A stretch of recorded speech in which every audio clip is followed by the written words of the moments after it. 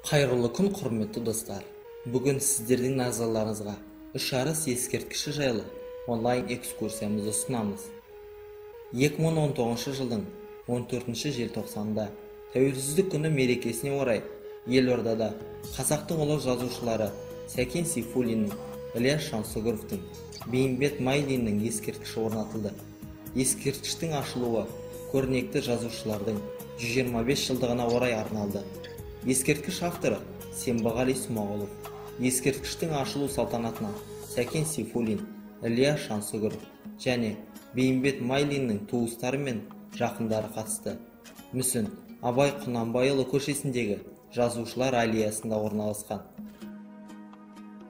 Жазушылардың туыстары мен достары ескерткіштің ашылуының маңыздылығына тоқталып, бұл біздің ата-бабаларымызға жасалған құрмет қана емес, сонымен бірге бүкіл қазақ әдебиетіне, еліміздің барлық жазушысына жасалған құрмет деп атап өтті.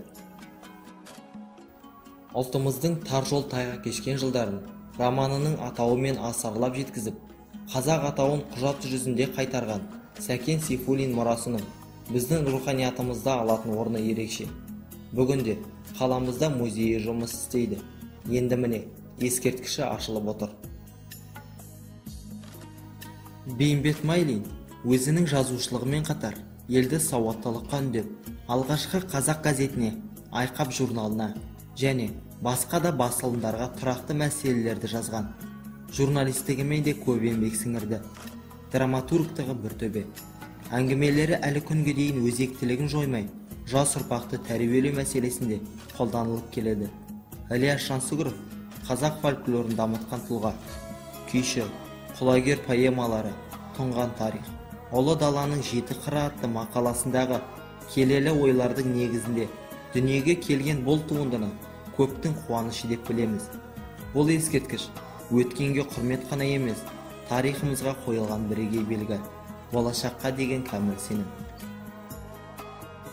Тұрсақ бір төбеде тұрамыз, өлсек бір шұңқырда өлеміз деп серттескен алаштықтар, солардың жарқын өкілдері Сәкен, Ілияс пен Бейімбет бір жылда, яғни 1894 жылы өмірге келген. Қазақ әдебиетінің үш алыбы бір жылда өмірге келген. Үш арыс бір жылда 1938 жылы жалған саяси айып тағылып, ату жазасына кесілді. Сонымен қатар, үшеуі де 1972 жылы ақталды. Үш тұлғаны бір-бірінен бөле жарып қарамай, бірге айтатынымыз, үш бәйтерек деп қастерлейтініміздің бір сыры осында жатыр. Бүгінгі жастар, еліміздің ертеңі, саяси ой өрісіміз өрлеу жолына түскенде, біздің кім екенімізді, ата-бабамыздың қандай болғанын, кен байтақ өлкені қалай қорғағанын, бостандықты қалай аңсап, қалай қастерлегенін, тегіміздің мызғымас мықты екенін ұрпаққа ұғындырып, келер ұрпаққа мирас етіп қалдыру жолында жанын құрбан еткен алашұлдары аз емес. Солардың бірегейі әдебиетіміздің үш бәйтерегі атанған ұлы тұлғалар Сәкен Сейфуллин, Ілияс Жансүгіров, Бейімбет Майлин.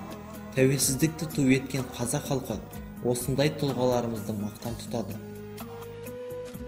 Қазақ халқының ұлттық әдебиетінің қалыптасуы мен елдің қоғамдық өмірінің дамуына үлкен үлес қосқан, өздерінің жазған түрлі тақырыптағы шығармалары мен адамдардың жаңа заманға сай сауатты болуына, ой өрісінің өсуіне ықпал еткен, елді оқуға, білім алуға шақырған, үшеуі де үш бәйтерек сынды қатар өсіп, туған елі үшін еткен еңбектерімен шырқау көкке көтерілген, халқының болашағына жол сілтеген асыл перзенттері. Қымбатты достар, үш арыс ескерткіші жайлы онлайн экскурсиямыз осымен аяқталды. Назарларыңызға рахмет.